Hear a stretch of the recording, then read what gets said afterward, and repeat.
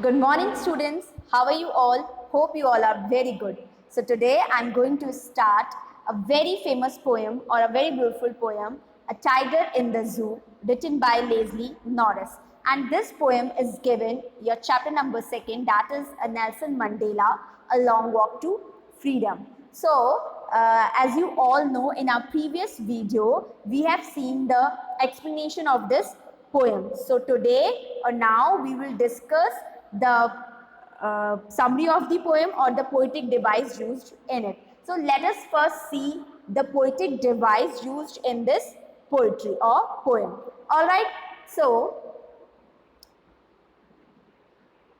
let's first see the rhyme scheme. The first poetic device is rhyme scheme. All right, so what is rhyme scheme? Rhyme scheme basically sounds match करता है, जो भी आपके stanza के and के words हैं उसका अगर आपका साउंड सेम है तो सेम साउंड को हम राइम स्कीम कहते हैं. So in this poetry we have means इसमें सारे स्टेंजा में हमें सेम साउंड मिलेगा, that is A B and C B. A B C B. देखते हैं कैसे. सो stripes, cage, quiet and raise. So here stripes A, cage B, quiet C, C. Cage and rage, same sound. So we will put here B. So what is the rhyme scheme in this stanza? A, B, C, B. और ये same rhyme scheme आपको हर stanza में देखने को मिलेगी. All right. Now let us see the another poetic device which is very prominent throughout the poem. All right, that is personification. So what is personification? Personification basically जैसे आप यहाँ देख रहे हैं ही यूज हुआ है. ही यहाँ पे टाइगर को, ही किसको रेफर किया गया? टाइगर को रेफर किया है. तो जब भी कोई नॉन ह्यूमन थिंग और आप कह सकते हो इनएनिमेट ऑब्जेक्ट यूज होते हैं और रेफर किए जाते हैं human beings means human quality के जैसे, तो उसे क्या कहा जाता है? पर्सोनिफिकेशन कहा जाता है. तो यहाँ पे ही किसके लिए यूज हो रहा है? टाइगर के लिए. तो यहाँ पे पर्सोनिफाइड किया गया है ही को टाइगर के लिए. All right. सो अनदर जो पोएटिक डिवाइस यूज हो रही है that is imagery.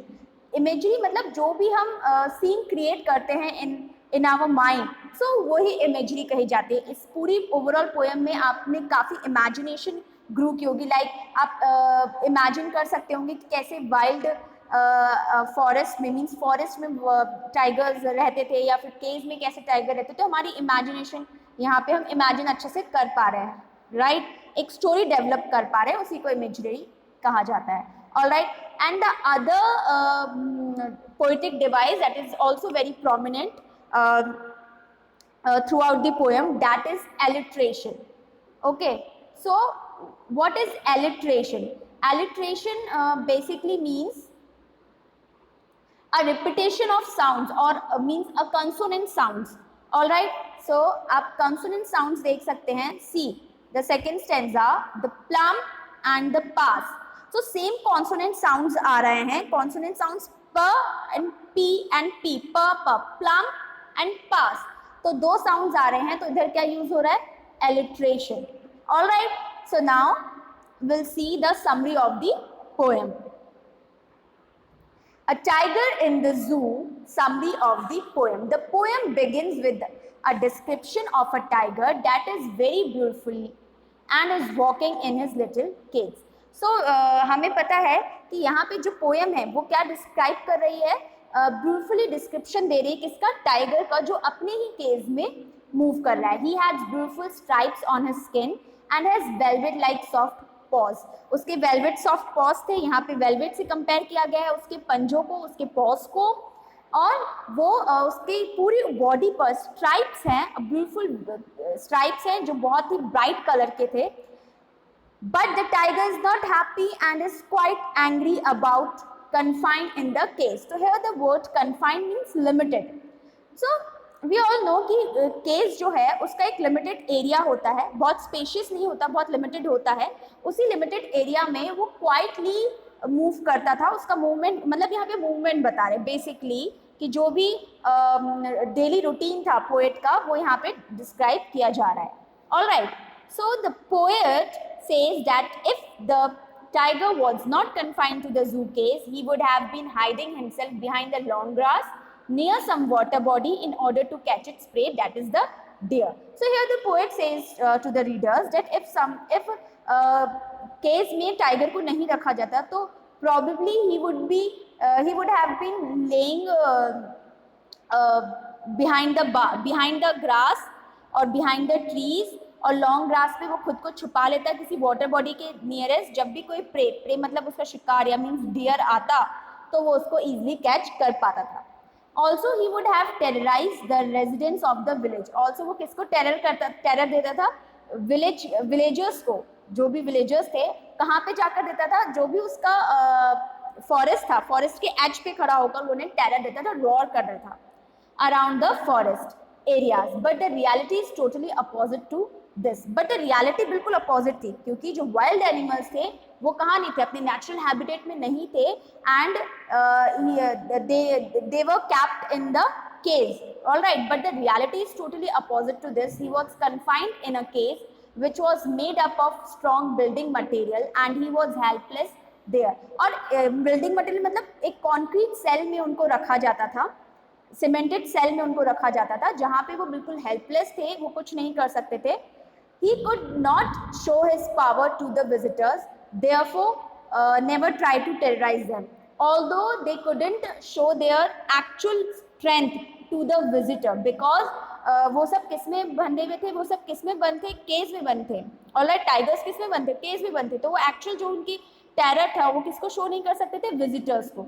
The tiger is described as being powerless and agonized. So here the word agonized. Agonized means क्या कहा गया है agonized को यहाँ पर? Suppose very painful, quickie, आप इसे कह सकते हो बहुत painful.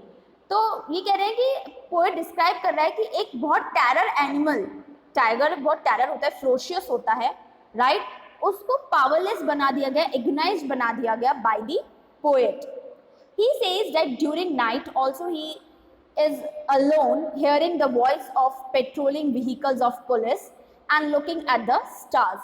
So now at the night time means during the day time तो अलोन था, बट नाइट टाइम पे भी वो अलोन था. बस किसकी आवाज़ सुना? He heard only the voice of patrolling vehicles. Alright, जो पुलिस के. And at the night time he stares the bright stars.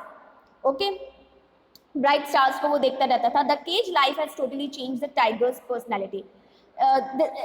This is very obvious, it's a very obvious thing that जो cage life थी tiger की वो बहुत different थी the life of the forest.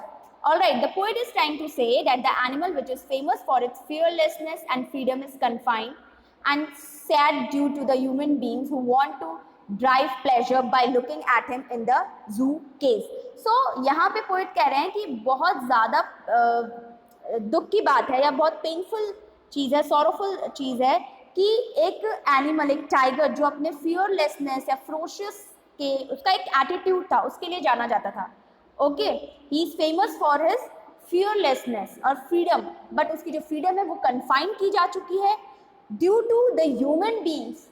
उनको pleasure चाहिए, means humans are pleasure to seeing animal like tiger in cages और in the जू. तो उनको प्लेजर मिलता है, एक हैप्पीनेस मिलती है.